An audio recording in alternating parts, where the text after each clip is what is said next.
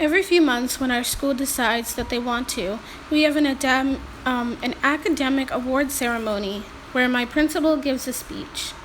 He always says two things. One thing is that he's so proud of us because if he were blind, he doesn't know what he would do with himself, doesn't know if he would be able to make it out of bed and come to school. The other thing he says is that we can do exactly what sighted people can do, and that we shouldn't let anything hold us back. He is right about those things, but I've learned that there's a little bit more that he's left out that would really, really benefit us as well to hear. Our principal and people at our school stress so much that there is no difference between the blind and the sighted, and that's really just not true.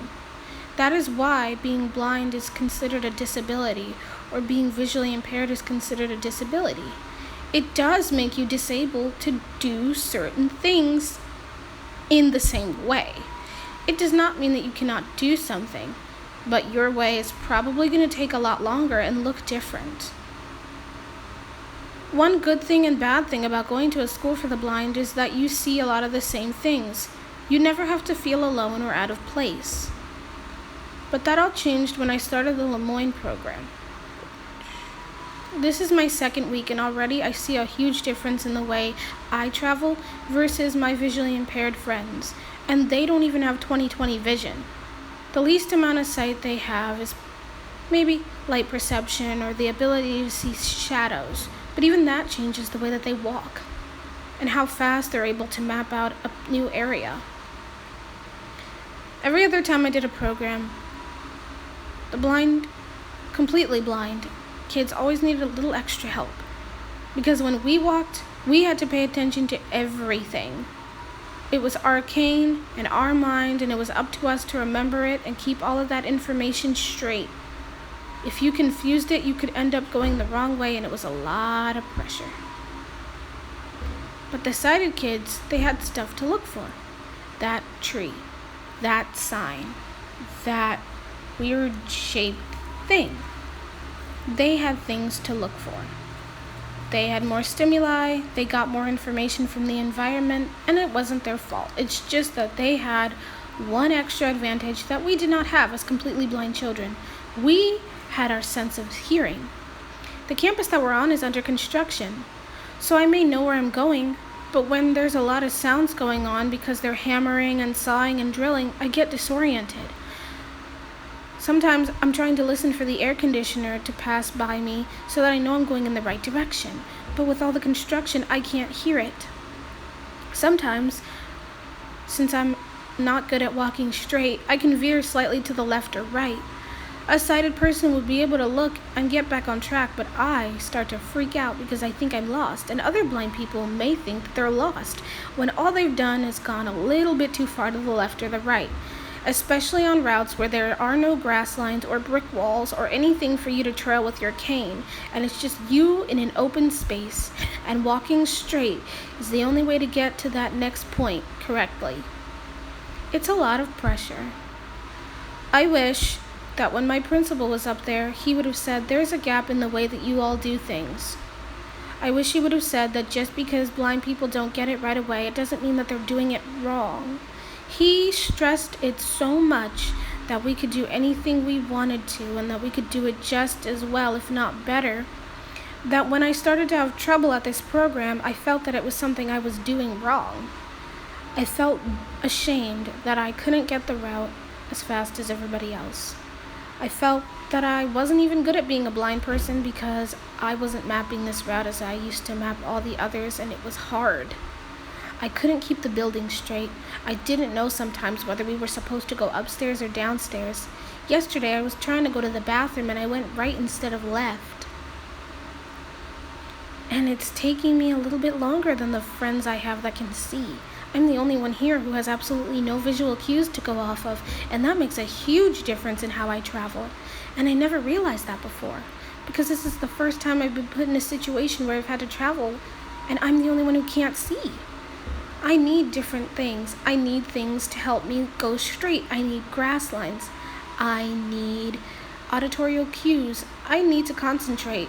I can't really always have a conversation and walk at the same time because it's either talk to the person or get lost. Or you could focus on walking, but that becomes so stressful because you can't talk to anybody. You're not just moving your feet. Your brain is trying to pick up everything so that you know exactly where you're going. You begin to focus on every little detail. Then you have to look for things that are worth keeping in your memory. Like, what is going to be there forever? Like that air conditioner. That's something I can't always rely on because when they're doing construction, I can't even hear it. But I know the walls. I know the plant will always be there unless they cut it down, which they haven't. I guess my point is that when we talk about college readiness or anything readiness, we talk about how we're not different. We stress very much that we're just like everybody else. So when we do find that we're different, we are stunned, we are surprised, we don't know how to handle it, especially in a school for the blind. It is okay to be proud of your disability, but you should also be aware that you're going to face some challenges and that is okay. We shouldn't be so unprepared that we go into a crisis about the fact that we can't navigate as fast as everybody else. Sure, we can do everything we want to do, but we do have limitations, and that's something that we don't like to say about blind people. I don't know why. We've been put down enough by sighted people, and I guess we don't want to put ourselves down. But at the same time, we are disabled people. We do have limitations. Not being able to see a sidewalk or a neighborhood does make it hard. One time, I got lost in an airport. I couldn't tell anybody what my grandmother looked like to find her. That was a limitation that I had because I couldn't see, and there was no other way around it. I can't drive because I can't see. And that's always a joke that we have. But I feel that sometimes we focus so much on not wanting to be different.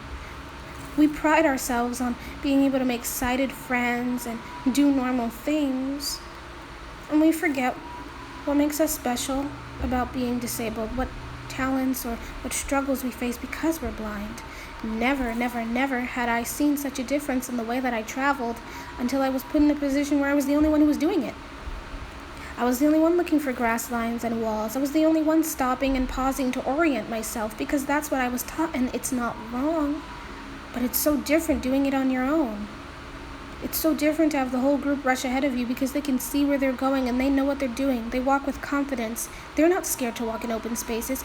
They don't have trouble veering. They can walk in a straight line and get exactly where they need to be. And their eyes are giving them so many pieces of information that mine can't because they don't work. So while they're doing everything with ease, my brain is working overtime. Move your feet. Listen. Pay attention to what your cane is telling you. Are you walking straight? Are we walking fast enough? Am I going the right way? It can get to be stressful. And then, after a while, you start to focus on how different it makes you, and it feels like there's this huge gap. When all the kids would rush ahead of me, I didn't only feel a physical gap between us, I felt an emotional one. Because they couldn't understand how tough it was for me to struggle. People would tell me to hurry up, and not realizing how much stress I was under trying to pay attention to everything that I did. They didn't realize that I couldn't just walk the buildings and just know them like that. And that even if I did walk the buildings 5 times, the fact that we kept changing classes every day made it so much harder to understand where I was going. They didn't understand why I was mixing up one hallway with another hallway when to me they looked to be the same thing. I tried so hard to do everything, and I wanted to be on the same level as all the sighted kids, and I started to get down on myself.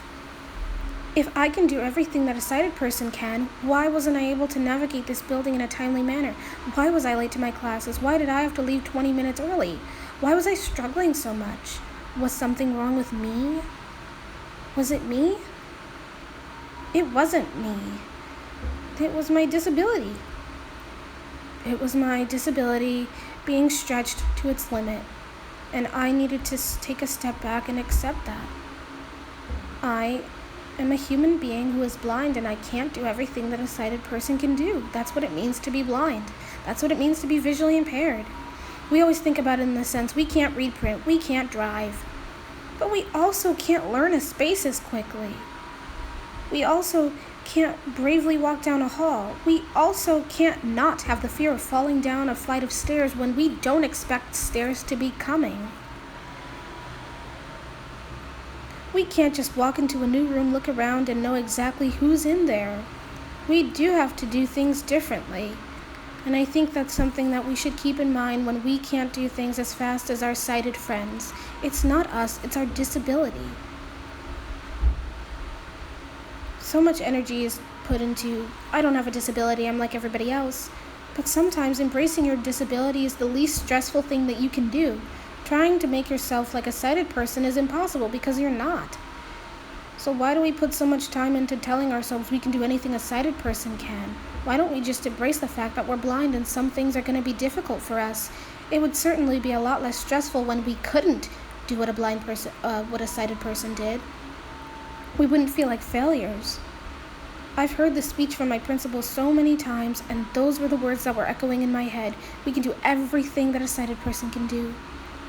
We're proud of you. You guys can do anything. I felt so bad. But if he would have said, guys, you can do most things that a sighted person can do, but you can't do them in the same way. It won't take the same amount of time. You will struggle. You have limitations. You are blind. Visual cues are important to travel. So many things that we don't think to tell blind people. We want to empower them by ignoring their differences to sighted people, but I think it's doing the opposite. I never thought of how much visual things mattered when you were traveling until today. I took a step back and I was like, why might I be having trouble? Then I thought and listened to what all the sighted people were saying. Look for this. Watch out for that. See this? This means we're going the right way. And I was like, wait a minute. When they're looking around and moving their head, their eyes are actually sending their brain pictures. My brain doesn't receive any of those pictures. There is a whole lot of information that I'm missing. It's like trying to read, but missing a whole bunch of vocabulary words. So you're getting part of the story, but not the whole thing. And I think that's something that we don't stress enough. Because so many of us in the blind community aren't fully blind, we don't think to say things like that. But for the 2% of us that are blind, I'm sure that they know exactly what I'm talking about. It doesn't have to be in just traveling. It could be in socializing, any type of thing where it's harder or a little bit more of a struggle or your methods are different. And I'm just making this to acknowledge that the gap does exist. But now that we know what our limitations are, we can work around them and we can work with them. We can tell people, give me a little bit more time. We can explain why we're having trouble instead of feeling bad that we're having trouble. We can't change our disability, but we can change the way people see it and we can change the way we feel about it. Never be ashamed when you can't do something as fast or as well. Never be ashamed of your limitations, because if you didn't have limitations, you would be perfect. And that is not real.